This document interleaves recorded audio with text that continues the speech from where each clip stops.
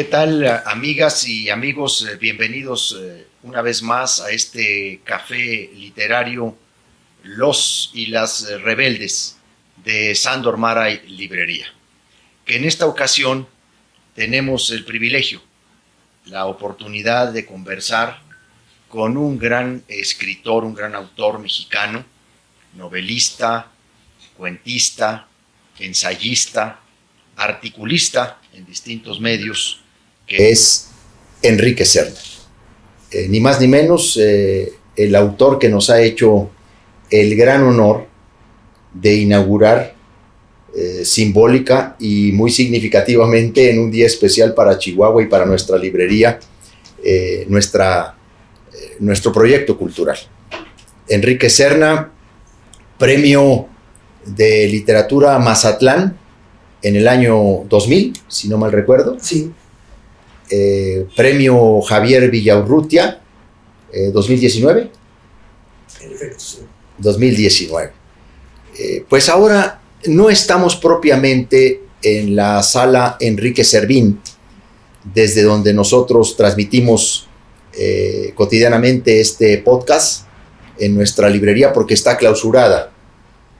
Estamos transmitiendo este podcast desde House 420, la Casa 420 de Avenida Coronado, en la capital de Chihuahua, que es la casa de Alberto Rodríguez y Rosina Uranga, quienes han albergado estos días de estancia a Enrique aquí. Gracias, Enrique, por estar con nosotros. Muchas gracias por tu presencia tan vigorosa estos días en Chihuahua.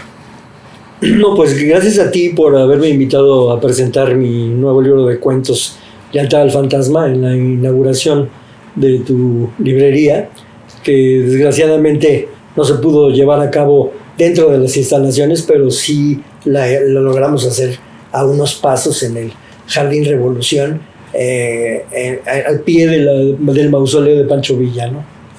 Significativo el hecho, porque quienes pensaron en que nos echarían a perder la inauguración, pues dieron otro tipo de realce, impulso a nuestra librería. Fue clausurada 2 horas antes de la ceremonia inaugural. ¿Habías alguna vez vivido una experiencia así, Enrique?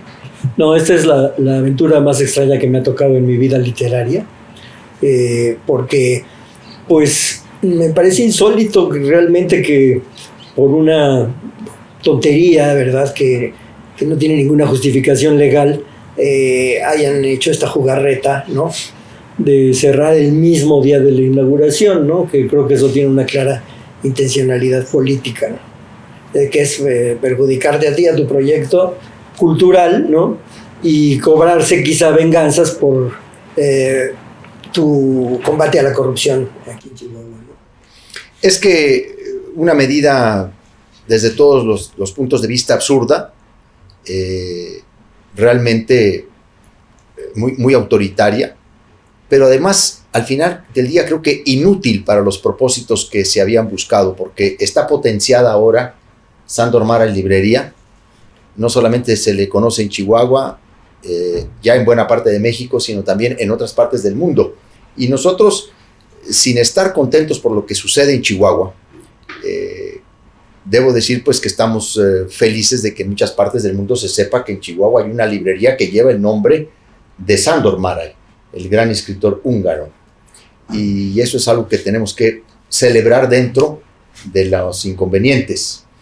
Pero a mí lo que me gustaría ahora, porque tú has referido precisamente Lealtad al Fantasma como el libro que se ha presentado como parte de su programa cultural 2023 de la librería, tú eres un autor que tiene innumerables novelas, cuentos, ensayos. Me gustaría que pudiéramos en este diálogo adentrarnos en algunas de ellas y que pudiéramos comentar algunas de ellas. En primer lugar, como tú sabes, nuestra librería lleva el nombre, o el santo patrono de nuestra librería es Sándor Márai.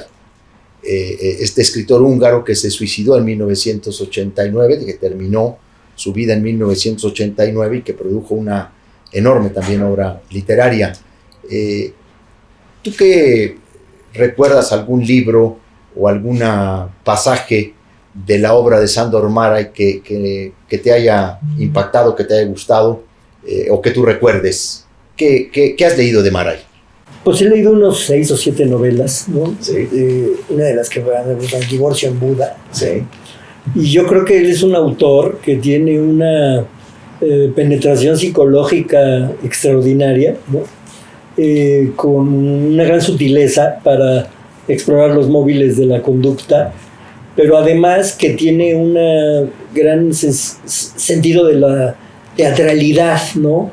Porque me da la impresión de que él siempre está dramatizándolo todo, ¿no? Casi todo ocurre en escenas muy largas, ¿no? Pero eso hace que los personajes se manifiesten, o sea, él caracteriza muy bien por medio del diálogo y por medio de las sensaciones que están experimentando en el momento en que están en sus conversaciones, ¿no? Entonces a mí es un escritor que me atrapa siempre desde las primeras líneas, ¿no? Y qué bueno que le hayas puesto su nombre a esta librería, ¿no? Porque pues es da idea de que tú quieres tener una librería cosmopolita, ¿no? Abierta a toda la literatura universal.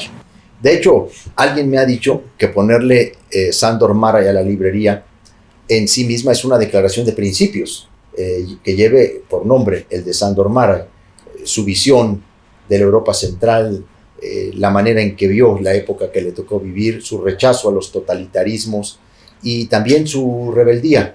Y al final, pues un momento también de mucha soledad para él, de mucho aislamiento, que finalmente lo conducen a suicidarse en 1989 en San Diego, California, donde él termina su vida después de ver sufrir a su mujer.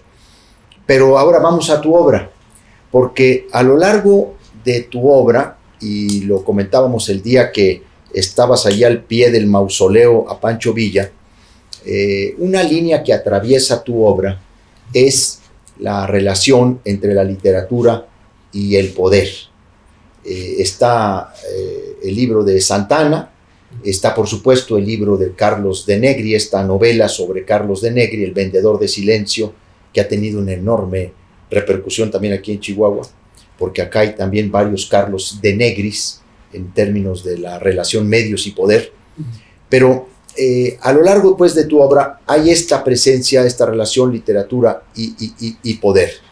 Y ahí es donde yo te preguntaba el otro día, ¿qué es lo que la ficción literaria aporta para conocer la manera en que el poder es complejo, es tan complejo? Bueno, mira, te voy a poner un ejemplo de la literatura del siglo de oro, ¿no? En el siglo de oro español había escritores políticos que eran los arbitristas, que escribían tratados sobre determinados temas de la administración pública o de la política exterior del reino, ¿no? Y que buscaban influir en las decisiones de Felipe II, de Felipe III, Felipe IV, etcétera, todos esos reinos, los reyes de aquella época de los Austrias en España, ¿no? Y llegaron a ser caricaturizados y ridiculizados, por ejemplo, por Quevedo, ¿no? Pero al mismo tiempo en esa época surge la novela picaresca, ¿no? En El Lazarillo de Tormes, que cuenta las historias de un muchacho que siempre está buscando llevarse un pedazo de pan a la boca, ¿no? Y te narra todas las peripecias y las penurias y las atrocidades que él tiene que padecer para poder comer, ¿no? Y por eso le han llamado a esa novela La epopeya del hambre, ¿no? Después de que te cuenta todo eso, al final tiene un final muy amargo, en donde él confiesa que ahora vive con una señora, su esposa, que ha tenido que tolerar que al mismo tiempo sea amante del párroco del lugar donde él vive, ¿no? Y al final te dice, y en ese tiempo entró Carlos V a Toledo y hubo grandes fiestas y la gente lo recibió con bombos y platillos, etc. Entonces es una simple mención de lo que sitúa, contextualiza donde ocurre la acción de la novela, pero que tiene una jiribilla política muy eficaz, porque te muestra que mientras está este imperio que se está extendiendo por todos los confines del globo terráqueo, lleno de pompa y de suntuosidad, la gente, el pueblo, está viviendo estas miserias que te ha narrado antes el Lazarillo, ¿no?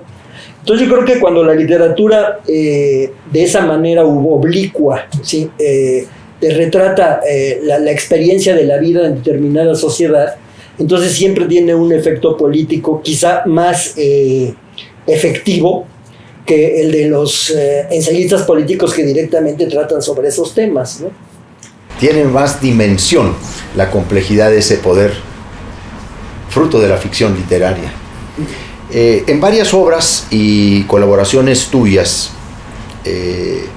se nos muestra una postura de burla ante lo políticamente correcto.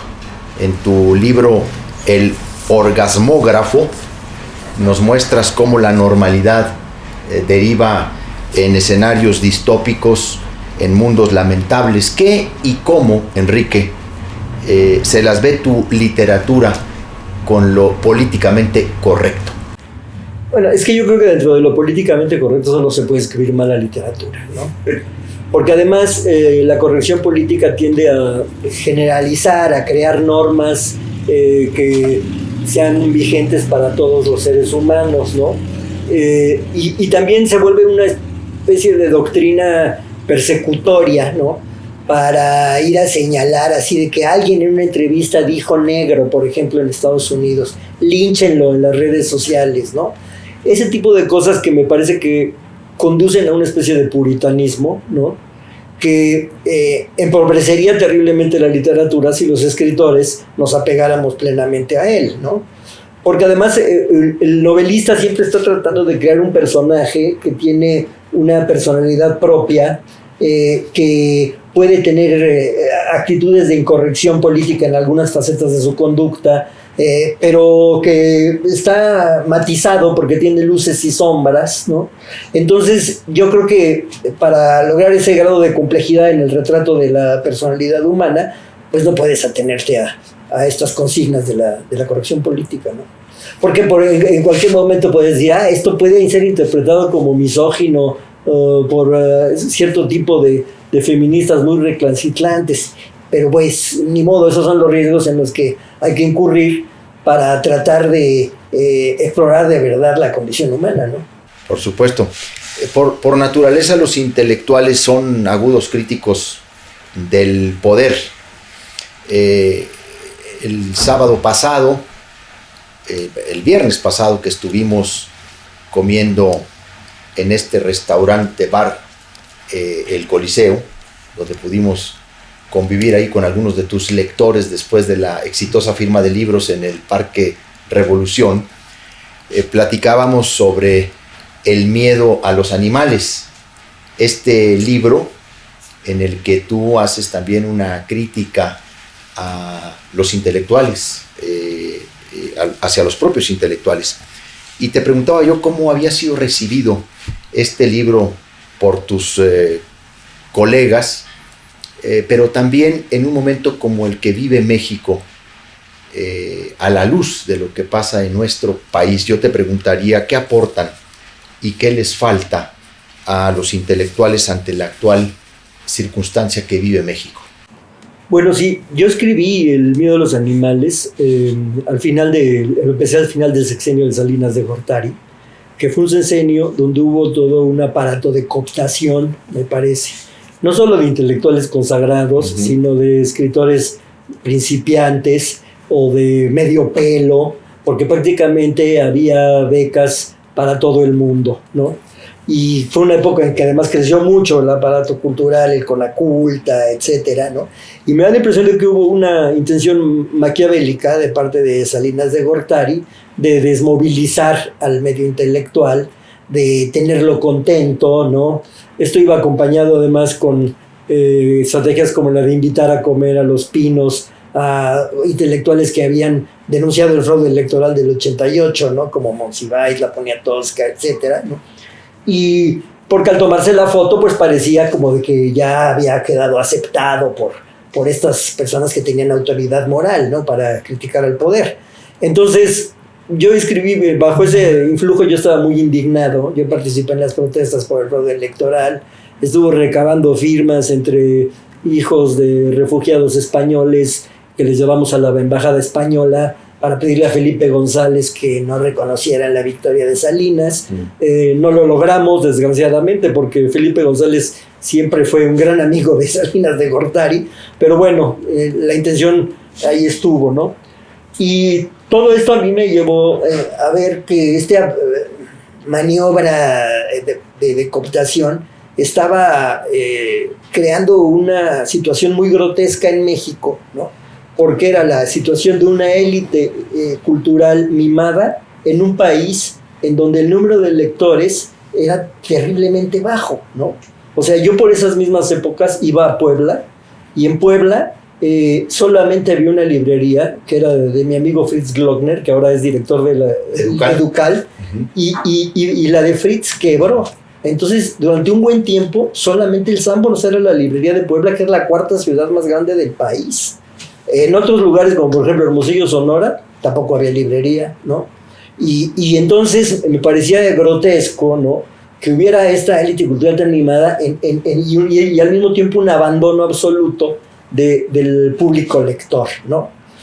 Que se provocado también por el desastre del sistema educativo, ¿no? Entonces yo quise mostrar esa paradoja, ¿no?, con una serie de intelectuales que son, pues, ridículos la mayoría de los que aparecen en este libro, ¿no? Y sí me granjeó ataques de algunos, ¿no? Pero también la defensa de otros. Por ejemplo, Vicente Leñero me mandó una carta en donde me felicitaba. José Agustín me defendió también públicamente de los ataques que recibí, ¿no? Y creo que, pues, cumplió su cometido, ¿no? García Márquez te incluyó en una lista de cuentistas favoritos. En una antología que él publicó en la revista Cambio, que durante un tiempo fue suya, era propietaria de la revista, y en el año 2003 él publicó una antología de cuento mexicano, de muy pocos, éramos 7 nada más, y ahí incluyó un cuento mío. Pues qué verdadero privilegio y honor. Sí, es el mayor honor que he recibido, después de inaugurar la librería Santa Hermana, y por supuesto. Como dijiste, en un evento sui generis, una librería que se inauguró el mismo día de su clausura. ¿Cómo lo dijiste? Sí, que fue inauguración y clausura simultánea, sí. Pero utilizaste una figura que me parece muy importante, porque más allá de lo político, tú señalaste un aspecto que bien valdría la pena recuperarse ahora en este diálogo. ¿Por qué la cultura debe ser un campo de neutralidad política? ¿O por qué debe ser un campo para la emergencia?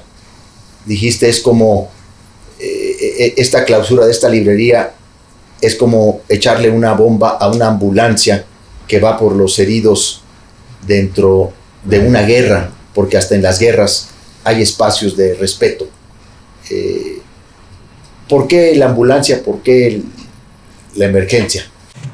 Porque yo creo que cualquier persona que abre una librería en México está corriendo un riesgo, ¿no?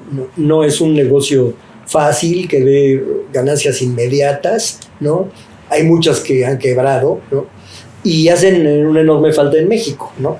Entonces, creo que debería la cultura de ser un espacio, digamos, de neutralidad, ¿no? Y la educación pública también, por supuesto, ¿no? Que todos los partidos y las facciones que hay dentro de los mismos partidos respetaran, ¿no? Que no estuvieran golpeándose por ese lado, ¿no? Sino que permitieran que floreciera independientemente de qué gobierno esté en el poder, ¿no? Y por eso me parece que esta clausura es un acto de barbarie, ¿no? Porque pues todo el mundo sabe que hay enormes cantidades de negocios sucios, ¿no?, que están operando sin ningún problema, ¿no?, aquí en Chihuahua y en todo el país, ¿no? Bueno, aquí en Chihuahua el crecimiento de los bares clandestinos es un fenómeno muy preocupante en la ciudad. Hay videos recientes que se están incluso difundiendo ahora mismo en las redes de la cantidad de antros en donde circula la droga, armas, la prostitución, con horarios de hasta 5 o 6 de la mañana, sin que la autoridad municipal ni estatal hagan absolutamente nada. Más bien, se dice o parece que están de acuerdo en este funcionamiento mediante sobornos a los encargados de la gobernación municipal. Pero regresemos a tu obra y a la más reciente, porque, bueno, antes de ir a Lealtad al Fantasma, El vendedor de silencio, esta novela sobre la figura de Carlos de Negri, este periodista mexicano que fue muy renombrado en su tiempo y que llegó a tener incluso, entre comillas, cierto prestigio por sus habilidades y sus habilidades no solamente idiomáticas, sino de relacionarse.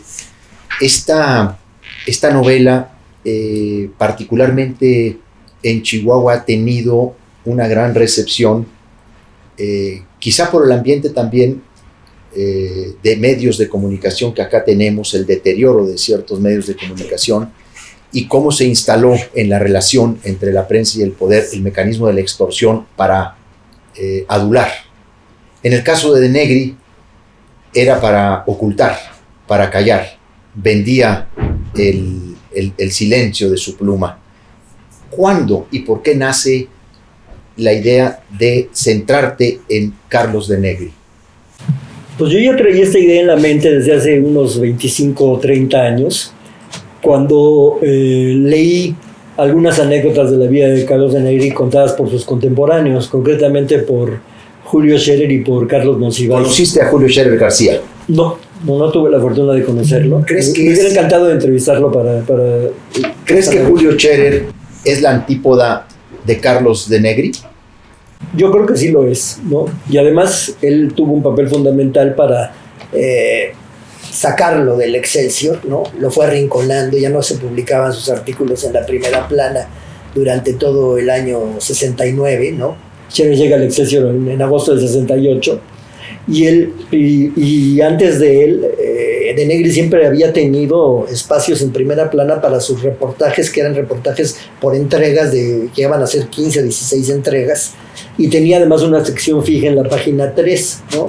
Y entonces entra Scherer con la idea de limpiar, digamos, la reputación del periódico y empieza a arrinconar a de Negri. Entonces esto fue una de las circunstancias, junto con las turbulencias de su vida íntima, que lo acabaron llevando a ese final tan terrible, ¿no? Un final en el que, por cierto, participa una chihuahuense, Natalia. Sí. Quien pone fin a la vida de Negri en la novela, pero también en la vida real. Que además de que el hecho de que fuera chihuahueña, que creo que es importante. Chihuahuense. Perdón, chihuahuense. Porque chihuahueños son los perritos chiquitos que andan por ahí. Perdón, no, es de gentilicio. Además de que ella fuera chihuahuense, que tiene mucho que ver porque, pues, ese carácter echado para adelante, ¿no? Firme que tienen las mujeres y los hombres de Chihuahua, influyó, pero también influyó, yo creo que la época, ¿no? Porque ya son los años 60, ya empieza la liberación femenina, y entonces yo creo que ya las mujeres de esas épocas ya no eran tan sumisas como las que de Negri conoció antes, ¿no? Y que le aguantaron cosas terribles, ¿no? Cosas terribles. Aunque después expiaba sus culpas favoreciendo a asociaciones religiosas o orfanatorios o conventos, ¿no? Ahí parecía él expiar sus culpas y los maltratos que ofrecía a los demás. Sí, él tenía esa actitud tan curiosa, ¿no? De dar esos donativos, y de hecho las monjas clarisas de Cuernavaca le tenían una gran estimación, ¿no? Porque les hizo magníficos donativos para construir su convento. Ahora que mencionamos a don Julio Scherer García, yo tuve la fortuna de conocerlo, de tratarlo, y un dato pues que no está desvinculado de la librería, más bien de alguna manera don Julio sembró en mí el interés por Sándor Márai.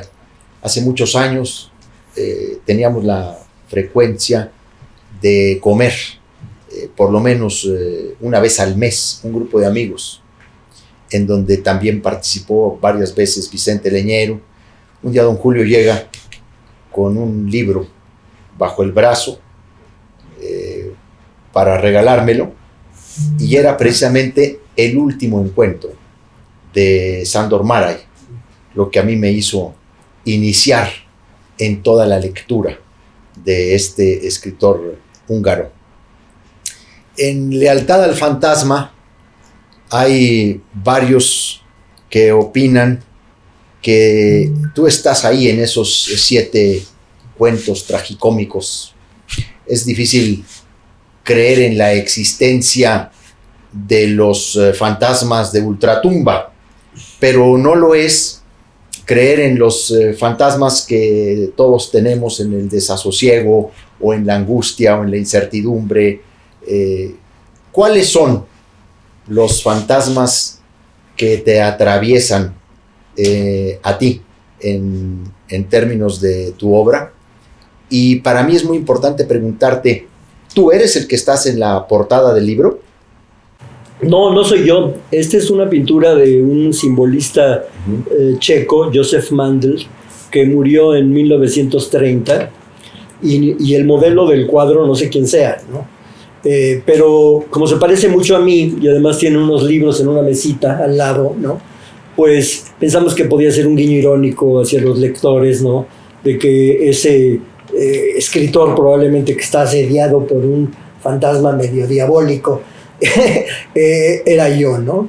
Entonces por eso les gustó la idea a los editores y lo pusieron como portada, ¿no? Yo no estoy tan seguro de que yo aparezca en todos los cuentos, ¿no? Hay varios cuentos que están protagonizados por mujeres, por ejemplo, sí, ¿no? Y bueno, yo espero que esos personajes a los que les presté algo de mi carácter después hayan cobrado vida propia, ¿no? Y se hayan independizado de mí, ¿no? Porque pues este realmente no es un libro autobiográfico, así como de autobiografía directa, ¿no? Aunque puede serlo de una manera muy oblicua, ¿no? Donde sí hay aspectos de cosas que me ha tocado vivir, ¿no? Oye, porque dices independizarlos, pero ¿tú crees que escribiendo sobre ellos se exorcizan los fantasmas? Pues puede ser que sí, ¿no? Puede ser que sí, pero yo creo que sobre todo lo que yo quise mostrar en este libro, ¿no? Es la angustia que provoca la pérdida del albedrío, ¿no? Y lo paradójico es que esa pérdida del albedrío probablemente sea necesaria para ser feliz en la vida, ¿no? O sea, en la entrega amorosa, ¿no? Pues uno ya no va a decidir por sí mismo todo lo que hace en la vida, porque hay una pareja que influye profundamente en las decisiones, ¿no? Entonces, eso que es una bendición, también pues una condena hasta cierto punto, porque limita el albedrío del ser humano. Entonces yo quise mostrar esas angustias, pero también quise mostrar la otra cara de la moneda, que son los móviles de la conducta de los invasores de almas, o sea, de los que de pronto se apoderan de alguien porque lo seducen, o no solo porque lo seducen, sino en este caso porque son sus creadores, ¿no? O porque son los seres que están soñando al que cree que es un personaje, ¿no? Entonces le quise llevar a ese terreno también en algunos de los cuentos, volviendo al género fantástico, que es el género con el que yo me inicié, ¿no? Yo me inicié escribiendo cuentos fantásticos, y aquí el cuento que le da título al libro es un cuento fantástico de corte clásico, ¿no? Tú dijiste que, hablando de esta primera colección de cuentos que hiciste, Amores de segunda mano es el libro más apreciado por ti. ¿Por qué? Bueno, porque yo creo que en mis 2 primeras novelas, Señorita México y Uno soñaba que era rey, yo tenía un enfoque de la existencia muy influido por el marxismo. Porque yo, antes de estudiar letras, estudié 3 semestres de la carrera de periodismo en la Facultad de Ciencias Políticas de la UNAM. Y en ese tiempo había un tronco común para los estudiantes de todas las carreras, en donde las materias eran economía política, teoría social, etcétera, etcétera, y todos los profesores eran marxistas. Entonces yo recibí un adoctrinamiento intensivo, ¿no? Del cual no me arrepiento, ¿no? Porque hubo libros que en ese tiempo me cambiaron la vida, como El origen de la familia, la propiedad privada y el Estado de Federico Engels, que me causó una tremenda conmoción, ¿no? Pero creo que las ideologías, ¿no? Cuando uno, escritor, tiene un encuadre ideológico de la vida, son muy limitantes, ¿no? Porque un escritor que cree que ya sabe cómo funciona el alma del hombre y cómo funciona la sociedad, pues realmente lo que hace es aplicar una receta, ¿no? Entonces, y mientras que la literatura no es que sepa ya cómo funcionan las cosas, sino que el escritor trata de entender algo, ¿no? Y creo que eso es, en el caso de Sándor Márai, eso es muy, muy, muy brillante, ¿no? Porque ese hombre prácticamente sus novelas son epistemológicas, es una teoría del conocimiento, de cómo es el alma y va calando muy hondo, ¿no? Pero eso no se puede hacer a partir de una ideología, ¿no? A partir de una cosa muy rígida, panfletaria, ¿no? Tiene que ser una visión universal. Y yo, a partir de Amores de segunda mano, abandoné ese enfoque de la existencia, y creo que por eso es un libro mejor que los anteriores. Y a partir de entonces creo que ya me mantuve más o menos en un cierto nivel más alto. Chihuahua es tierra de grandes escritores. Por supuesto, Martín Luis Guzmán. Acabamos de pasar por la plaza y monumento a José Fuentes Mares, en su poltrona de Avenida Lerdo. Y bueno, aquí también tenemos a Nelly Campobello, que aunque nacida en Durango, se naturalizó chihuahuense, o la naturalizamos chihuahuense, pero ha sido también la tierra de Ignacio Solares, de Carlos Montemayor, de Víctor Hugo Rascón Banda, de Enrique Servín. Tú te has adentrado en algunos de nuestros escritores. ¿Qué libros pudieras recordar de alguno de ellos? ¿O qué es lo que te han dejado algunos de estos chihuahuenses? Sí, he conocido a varios. He conocido a Carlos Montemayor, a Ignacio Solares y a Víctor Hugo Rascón Banda, que son, digamos, los que me tocaron de mi generación, ¿no? Uh-huh. Y bueno, pues creo que tienen una pléyade aquí, porque sencillamente ya con Martín Luis Guzmán nada más, pues es un gran figurón de nuestra literatura, ¿no? Yo creo que es uno de los grandes narradores del siglo XX en México, a la mayor altura, ¿no? Y bueno, Nelly Campobello, ¿no? Que también, digamos, que ella escribió pues lo que es el mejor poema de la Revolución, que para mí es Cartucho, ¿no? Sí. Este enfoque tierno de una especie de madre que está condoliéndose de la muerte de los revolucionarios, ¿no? Era algo que le hacía mucha falta a la literatura sobre la Revolución Mexicana, ¿no? Y yo no me canso de recomendarla, es poco conocida en el extranjero, debería de estar más traducida, ¿no? Una mujer además avanzada para su tiempo, la única mano femenina, por decirlo de alguna manera, que en plena etapa villista y revolucionaria reivindicó la figura de Francisco Villa, con quien tuvo una relación casi de hermandad. Por cierto, has hablado de Cartucho, que es la obra más identitaria de Nelly Campobello. Nosotros ahora la tenemos en una espléndida edición de Ediciones Era, que una y otra vez ha reeditado esta gran obra, como también en Sándor Márai Librería pues tenemos prácticamente la obra tuya que se mantiene en catálogo. Estamos hablando de que traemos ahorita en Sándor Márai cerca de 14 títulos tuyos. Fruta Verde, Amores de segunda mano, Miedo a los animales, Señorita México, El vendedor de silencio, La doble vida de Jesús, obviamente Lealtad al fantasma, una vez que soñaba que era rey, ¿no? Uno soñaba que era rey, El orgasmógrafo. Bueno, pero ¿cuántos son los títulos que tú has escrito, Enrique? Tengo 16 libros publicados. 16 libros publicados. Y una biografía de Jorge Negrete que escribí cuando estaba en Editorial Clio, Sí.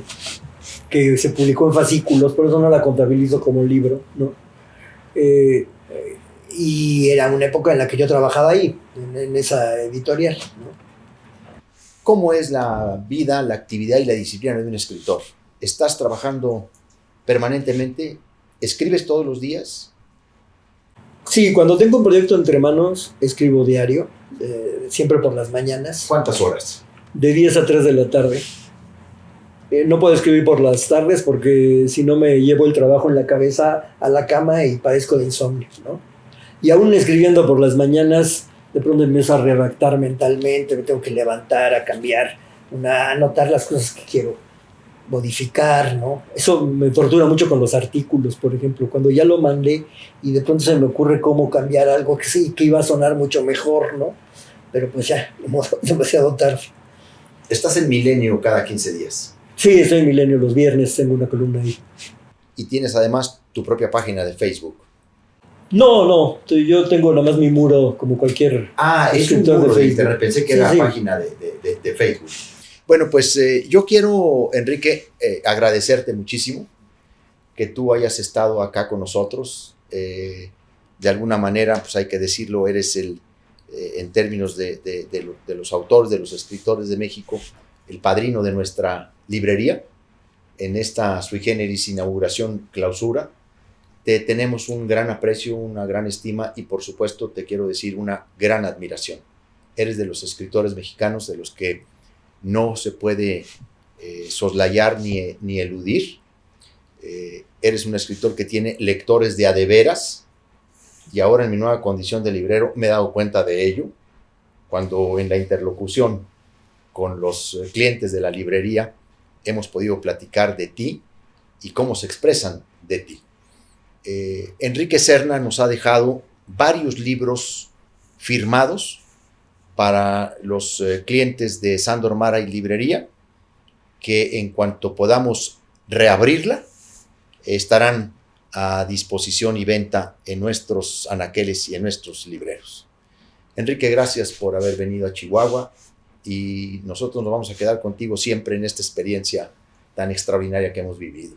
Al contrario, muchas gracias a ti por haberme invitado a la inauguración de esta librería, que estoy seguro que se reabrirá muy pronto y me gustaría venir a verla cuando ya sea un negocio boyante y quizá crezca, ¿no? Porque creo que tienes ese potencial.